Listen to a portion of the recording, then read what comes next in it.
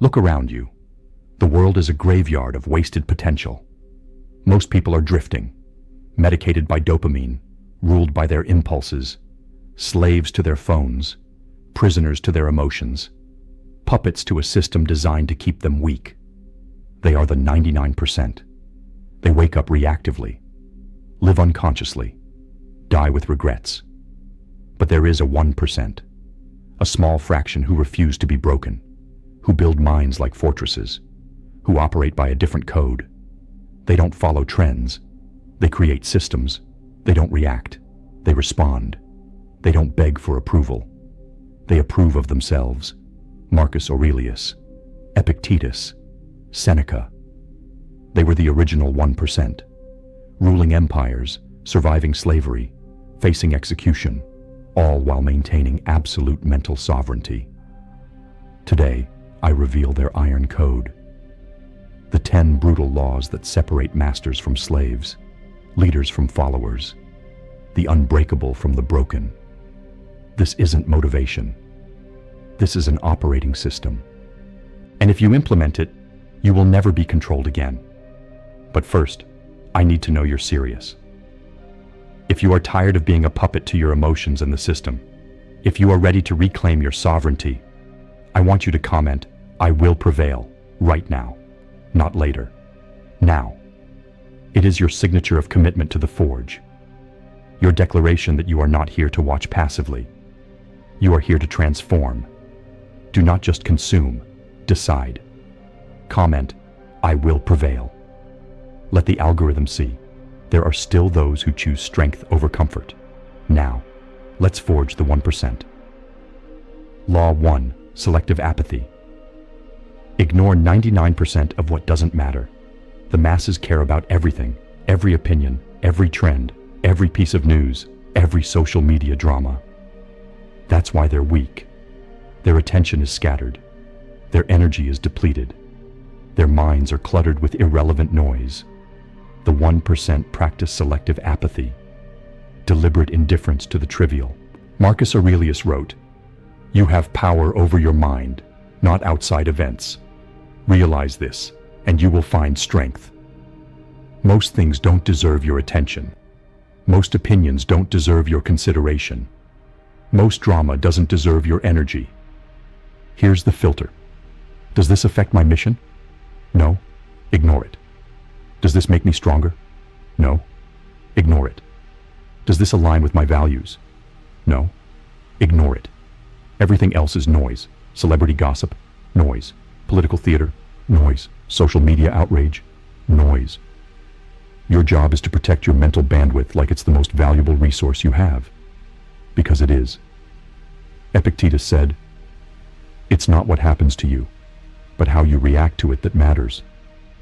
The 1% don't react to 99% of what happens. They filter ruthlessly. They ignore strategically. And in that selective apathy, they find power. Because while the 99% are distracted by everything, the 1% are focused on the only things that matter. This is Law 1, Selective Apathy. Ignore the noise. Protect your focus. Care about less. Accomplish more.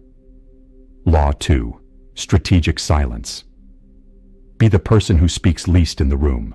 The masses talk constantly, explaining themselves, defending their positions, seeking validation through words. The 1% weaponize silence. Seneca wrote, "Silence is a source of great strength. When you speak less, people listen more. When you hold your tongue, you observe more.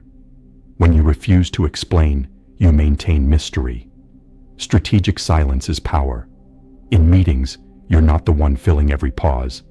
You're the one listening, analyzing, waiting for the moment when your words will have maximum impact. In arguments, you're not defending yourself desperately. You're letting them exhaust themselves. Then you speak once, and it ends. In life, you're not announcing every plan, every intention, every move. You execute in silence, and let results speak. The 1% understand. Words are currency. The more you spend, the less they're worth. So you hoard them. You use them sparingly. You make every sentence count. Here's the practice. In your next conversation, speak 50% less than usual. When you feel the urge to explain, stop. When you want to defend, pause. Watch what happens. People lean in. They respect the silence. They fill it with their own insecurities. And you learn more from listening than you ever did from talking. This is Law 2, strategic silence. Speak less, listen more. Let your presence be louder than your words. Law 3, the Internal Scoreboard.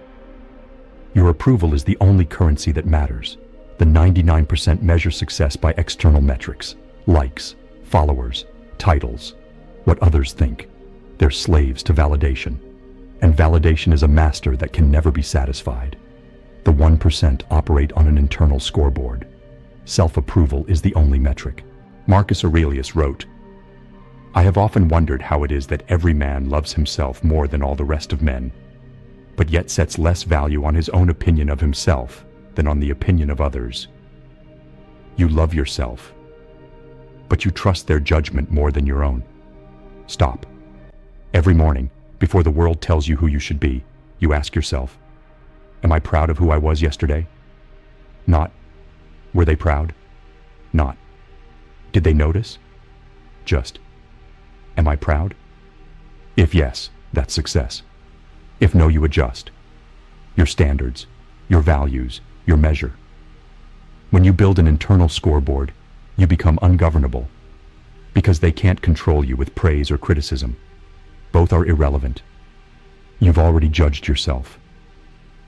Epictetus taught, make the best use of what is in your power and take the rest as it happens. What's in your power? Your self-assessment, your standards, your approval. Everything else? External noise. This is Law 3, the Internal Scoreboard. Judge yourself by your own standards. Become your own authority. External validation is a prison. Law 4, Voluntary Hardship.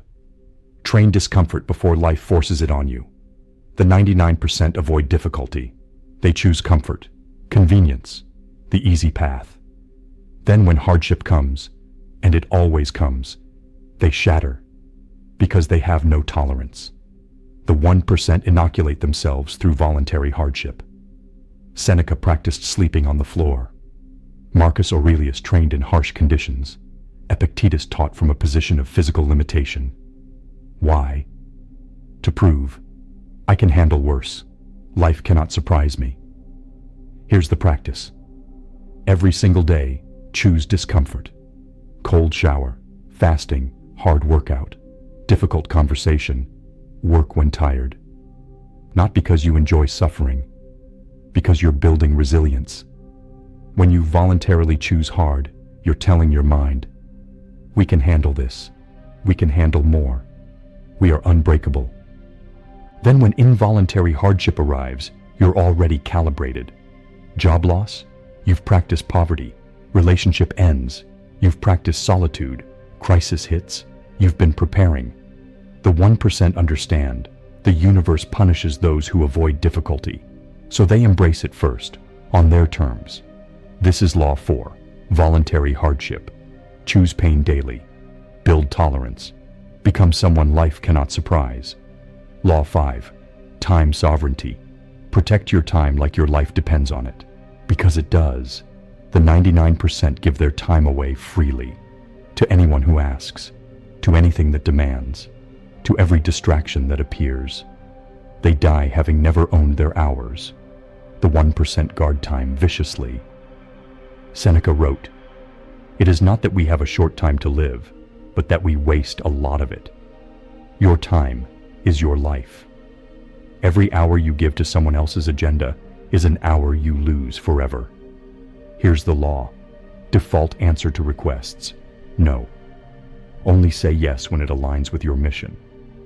Calendar blocked in advance. Your priorities scheduled first. Everyone else fits around them or doesn't fit at all.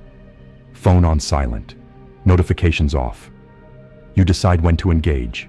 They don't summon you. The 1% understand. Time sovereignty is life sovereignty. When you control your hours, you control your destiny. When others control your hours, you're employed by their dreams. Marcus Aurelius commanded armies, ruled empires, yet he wrote, "Confine yourself to the present, not scattered across 1,000 obligations. Present, focused, sovereign." This is Law 5. Time sovereignty. Guard your hours. Default to no. Schedule your priorities, not theirs. Law 6. Master your reflexes. Insert a 2-second pause before every reaction. The 99% are reflexive, stimulus, response. Like trained animals. Someone provokes them, they explode. Someone offers them pleasure, they take it. Someone triggers them, they react. No gap, no choice. Pure conditioning. The 1% master the reflex. Epictetus taught, "It's not what happens to you, but how you react to it that matters." Between stimulus and response, there is a space. In that space is your power. Here's the practice. Someone insults you. Before you speak, pause. 2 seconds. Breathe. Someone offers you distraction. Before you accept, pause. 2 seconds. Assess. Someone triggers anger.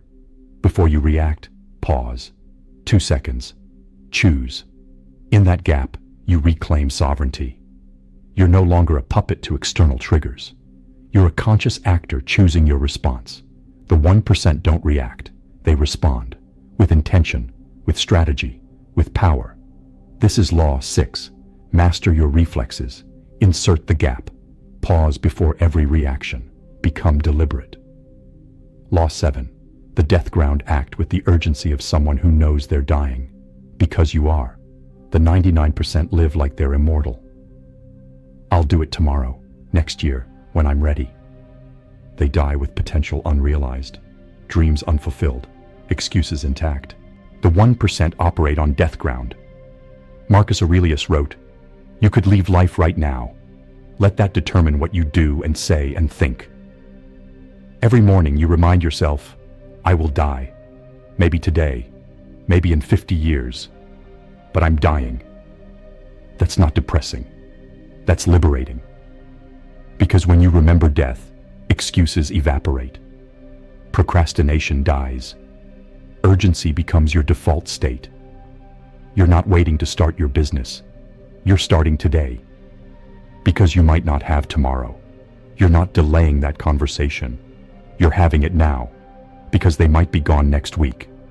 You're not postponing your transformation. You're executing immediately. Because the clock is ticking and you don't know when it stops. Seneca said, "Let us prepare our minds as if we'd come to the very end of life. Let us postpone nothing." The 1% don't postpone. They act, with death as their advisor. This is Law 7, the death ground. Remember mortality daily. Let death eliminate delay. Act now.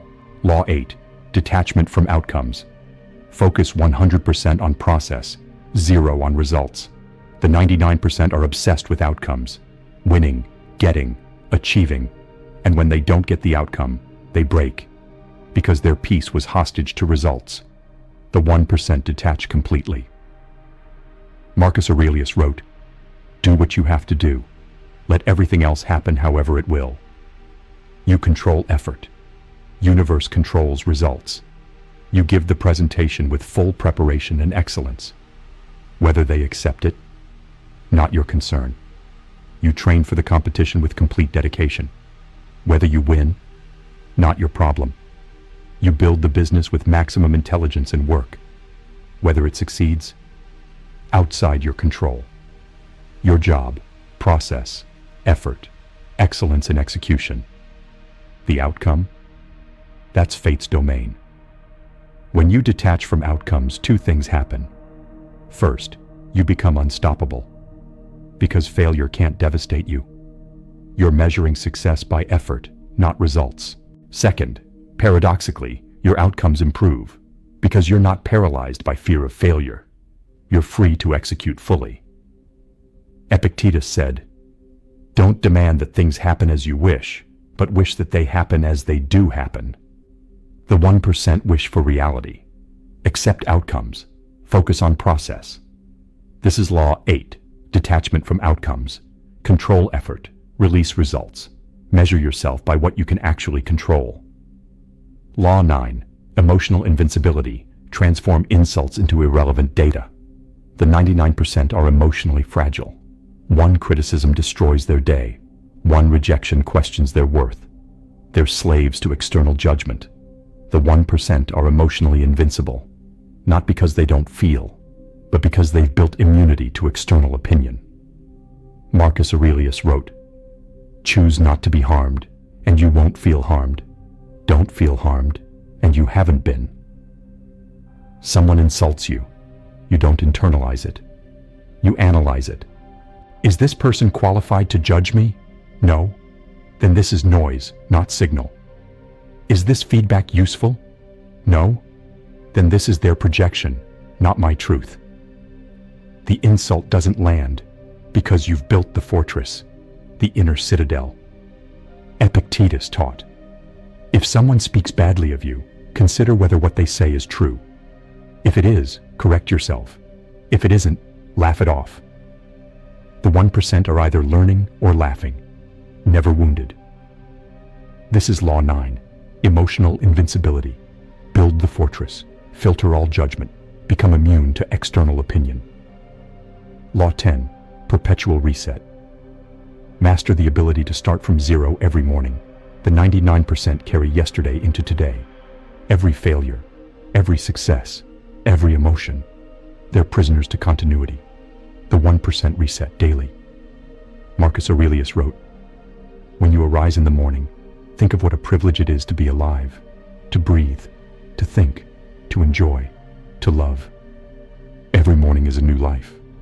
Yesterday's failures, dead. Yesterday's victories, irrelevant. Today you're brand new, with fresh energy, fresh perspective, fresh opportunity. Here's the practice. Every night you perform the reset ritual, review the day. What worked, what didn't. Forgive yourself. You're human. Tomorrow is new. Release it. Today is done. Let it go. Set tomorrow's identity. Who will you be when you wake? Then every morning you wake as someone who has never failed. Because that person died last night. You're reborn. Daily. This prevents drift. Prevents accumulation of baggage. Prevents the slow slide back to mediocrity. Because you're resetting constantly. You can't drift for long. Seneca taught, begin at once to live and count each separate day as a separate life. The 1% live multiple lives, one per day, always fresh, always reset. This is Law 10, Perpetual Reset. Die nightly, reborn daily, start from zero every morning. The separation. These are the 10 brutal laws that separate the 1% from the 99%. The 99% react, the 1% respond. The 99% seek approval. The 1% approve of themselves. The 99% avoid hardship. The 1% seek it. The 99% waste time. The 1% guard it. The 99% are reflexive. The 1% are deliberate. The 99% fear death. The 1% use it as fuel. The 99% need outcomes. The 1% focus on process. The 99% are emotionally fragile. The 1% are invincible. The 99% carry baggage. The 1% reset daily. The 99% are slaves. The 1% are masters. Which are you? Marcus Aurelius ruled an empire using these laws. Epictetus remained free in slavery using these laws. Seneca faced execution using these laws. They're not theory. They're proven, battle-tested, forged in real suffering, and now they're yours. The question is, will you implement them? Or will you stay comfortable, stay reactive, stay in the 99%? The forge is now open. Subscribe to join the 1% who choose mastery over comfort. Tomorrow, the world will try to break you. Your emotions will try to control you. External forces will try to own you. How will you respond? With these 10 laws, you'll respond like Marcus Aurelius. Calm, deliberate, unbreakable, stay unshakable. You have power over your mind, not outside events. Realize this, and you will find strength. The 1% are forged, not born. Choose the forge.